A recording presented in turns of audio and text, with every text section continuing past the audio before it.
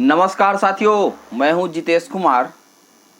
दोस्तों, अगर कोई व्यक्ति डिप्रेशन में हो या बहुत ज़्यादा प्रेशर में हो तो वह व्यक्ति किसी से भी कभी भी झगड़ा करने में नहीं झिझकता है।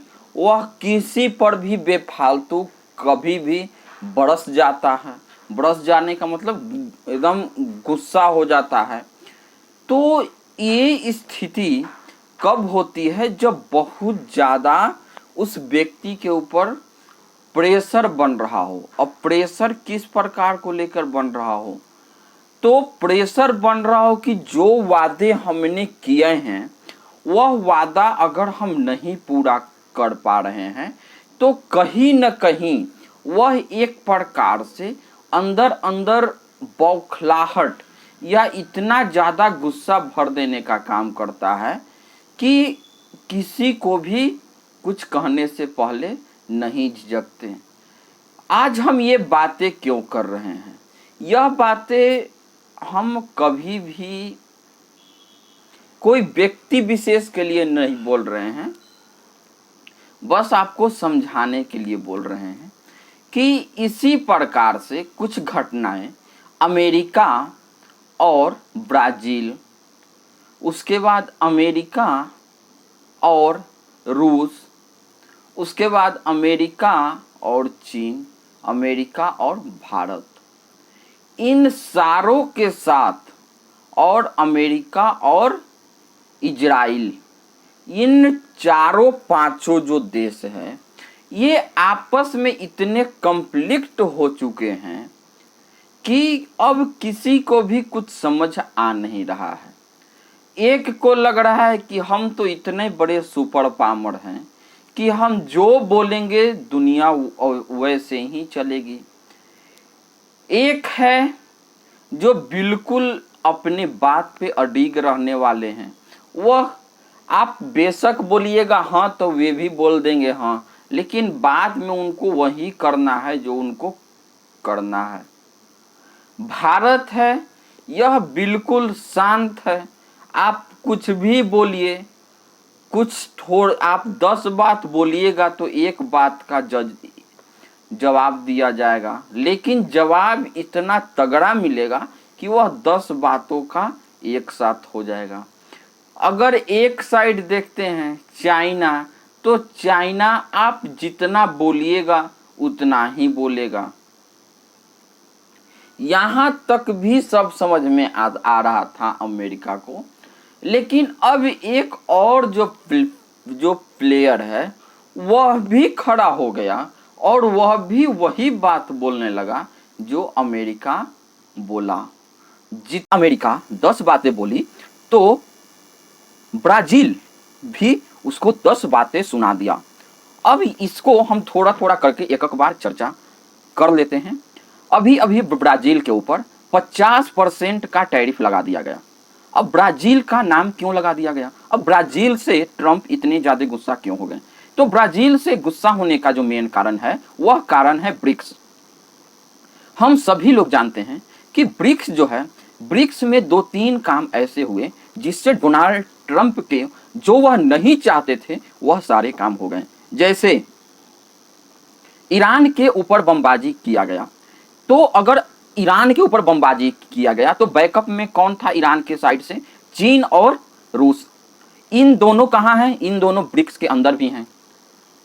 तो जब ब्रिक्स के अंदर हैं दो बड़े प्लेयर, क्योंकि बी जो स्टार्टिंगे होता है वह स्टार्टिंगे होता है ब्राज़ील से और ब्रिक्स भी, तो अब ब्राज़ील न चाहते हुए भी उसको उसका निंदा करना पड़ा। फर्स्ट बात तो ये हो गई। दूसरी बात ये हो गई कि ब्राज़ील भी अमेरिका से पूरी तरीक़ा से खार खाए हुए है। खार खाने का मतलब है पूरी तरीक़ा से गुस्सा हुआ है। अब गुस्सा क्यों हुआ है? गुस्सा होने का जो मेन कारण है वह यह है कि उसके ऊपर दोनों देशों के बीच में जैसे कि ट्रेड होता है, लेकिन यहाँ पे सिस्टम थोड़ा सा उल्टा है ब्राज़ील के साथ। हम सभी लोग जानते हैं कि जो अमेज़न जंगल है वह जंगल ब्राज़ील के पास ही है, या यूँ बोल दें कि ये जितने भी एरिया हैं ये जो जो रेखा देशों को अलग काटती है वही रेखा पर ब्राजील है। तो वहाँ पे बरसात ज़्यादा होने के कारण और धूप ज़्यादा पड़ने के कारण वहाँ पे बहुत बड़ा जंगल है जिसको अमेजन नाम से हम लोग जानते हैं। उसके बाद सबसे बड़ा नदियाँ भी वहीं से होकर बहती है। ब्राज़ील का एक और खासियत भी है, वह खासियत यह है कि ब्राज़ील सबसे ज़्यादा कॉफ़ी उपजाता है और अमेरिका के लोग सुबह सुबह कॉफ़ी सबसे ज़्यादा पीते हैं। अब अगर कॉफ़ी पीते हैं, अगर डोनाल्ड ट्रंप 50% और अमेरिका के लोग जितने भी कॉफ़ी पीते हैं वह सारे के सारे कॉफ़ी ब्राज़ील से ही वहाँ पे अमेरिका के अंदर जाते हैं।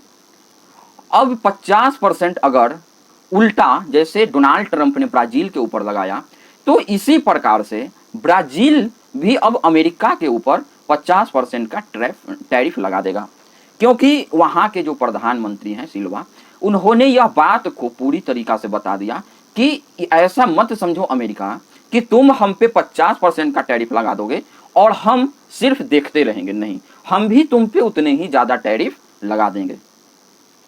यहाँ तक तो एक बातें हो गई। दूसरा, किस बात से भर के और ट्रंप का जो अभी तक का सबसे कमज़ोर कड़ी है, या ट्रंप का नहीं, अमेरिका का पूरे जो सबसे कमज़ोर कड़ी है वह कमज़ोर कड़ी है डॉलर। अगर डॉलर डी डॉलराइज होने लगेगा तो समझिए जितने दादागिरी चलते हैं पूरे विश्व में और पूरे ट्रेड पे हम सैंक्शन कर देंगे, हम किसी को भी पैसा रोक देंगे, हम किसी को भी धमका देंगे। ये सारे के सारे जो चलते हैं किस पे चलते हैं? डॉलर के ऊपर।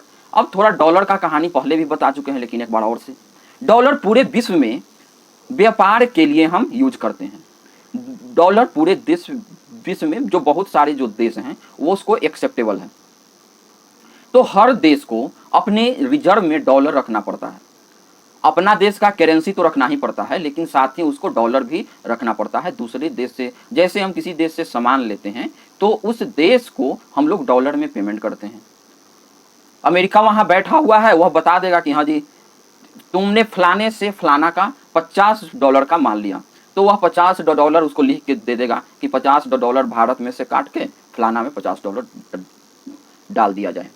अब ये सारी चीज़ें डॉलर के ऊपर ही चलती है, तो इस पे भी चर्चा हुआ। और जो ब्राज़ील के जो राष्ट्र वहाँ के हैं, वह राष्ट्राध्यक्ष, उन्होंने साफ साफ इस बात को बोला कि हमको डॉलर से हटकर भी अल्टरनेट यूनिट निकालना होगा जिससे कि हम लोग व्यापार कर सकें।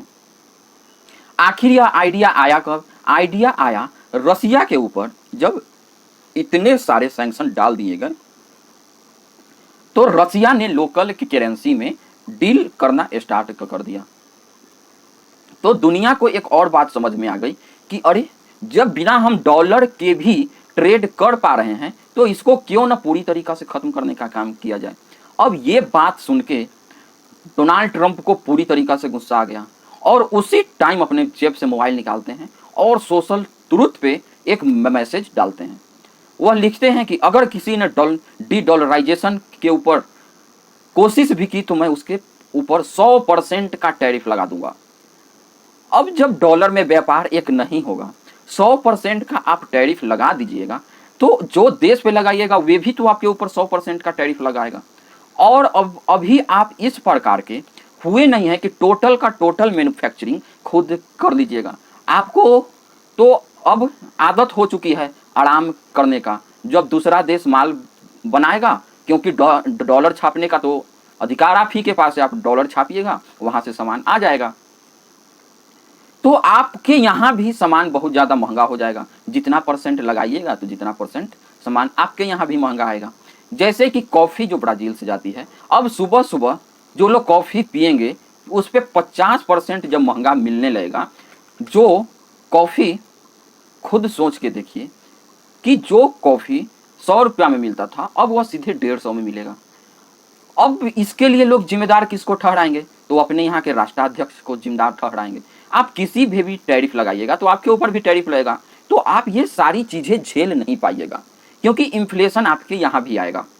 दूसरी चीज़, अब दूसरी तरफ अगर हम बात करते हैं तो जो रसिया के ऊपर अभी पूरी तरीक़ा से बरस चुके डोनाल्ड ट्रंप, वह उनका बरसने का जो अब आदत है लगातार हो रहा है, क्यों? क्योंकि उनको अब लग रहा है कि यूक्रेन में जो हमको मिनरल मिलने वाली थी वह अब कहीं ना कहीं रूस पूरी तरीका से उसे हथिया लेगा, और रूस भी अब वैसे ही करने लगा है। जितना अर्थ मिनरल यूक्रेन के अंदर है वहां पे भारी बमबारी करके उसको अपने में ले लेना चाहता है। वह तो कहता है कि यूक्रेन पहले भी हमारा हिस्सा था, उसके बाद भी हमारा ही हिस्सा हो जाएगा। लेकिन यहाँ पे ट्रंप को ज़्यादा ही बुरा लग रहा है।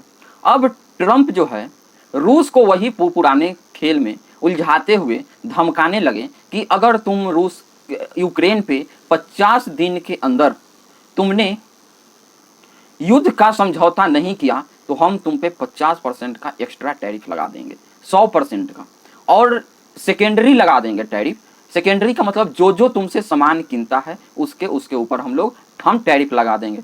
तो सामान उनको कीनता तो यूरोपियन यूनियन भी है। एलएनजी गैस सबसे ज़्यादा यूरोपियन यूनियन के लोग कीनते हैं रसिया से। लेकिन निशाने पे सिर्फ दो देश हैं, भारत और चीन। भारत से सबसे ज़्यादा दवाई एक्सपोर्ट की जाती है अमेरिका के अंदर, जूते बनाए जाते हैं, कपड़े जाते हैं। उसके बाद आईफोन दो ही देश बनाते हैं, तीन देश, चाइना, भारत और वियतनाम। अब अकेले ऐसा नहीं होता है कि एक देश सब चीज़ बना रहा हो, कंपोनेंट के लिए हर कोई एक दूसरा पे डिपेंडेंट होता है। इसी प्रकार से आज कल के जितने भी ट्रेड हैं वह चलते हैं। अब वियतनाम आपके यहाँ अकेला फ़ोन तो भेज नहीं पाइएगा। अगर भारत और चीन पे आप 100% टैरिफ लगा देंगे तो फिर वही कहानी आ जाएगी कि टैरिफ तो आपके ऊपर भी लगेगा। जब आपके ऊपर लगेगा तो सामान बहुत महंगा हो जाएगा, और आप सामान को मैन्युफैक्चर खुद करते नहीं हैं। तो फिर आखिर जो आपका जनता है वह किससे सवाल पूछेगी? सवाल तो पुतिन से पूछेगी नहीं, सवाल तो शी जिनपिंग और मोदी से पूछेंगे नहीं। अरे सवाल तो डोनाल्ड ट्रंप से ही पूछा जाएगा कि हाँ भाई आपके कारण इतना महंगा क्यों हो गया। थोड़ी देर और आगे देखने की कोशिश करते हैं।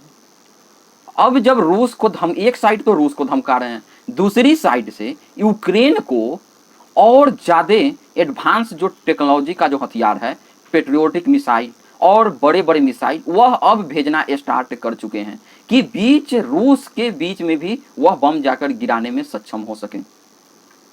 अब तो यही खेल वह फिर से खेलने लगे जो बाइडेन खेलते थे कि एक पर सैंक्शन डालते थे और दूसरे को ज़्यादा से ज़्यादा हथियार देते थे।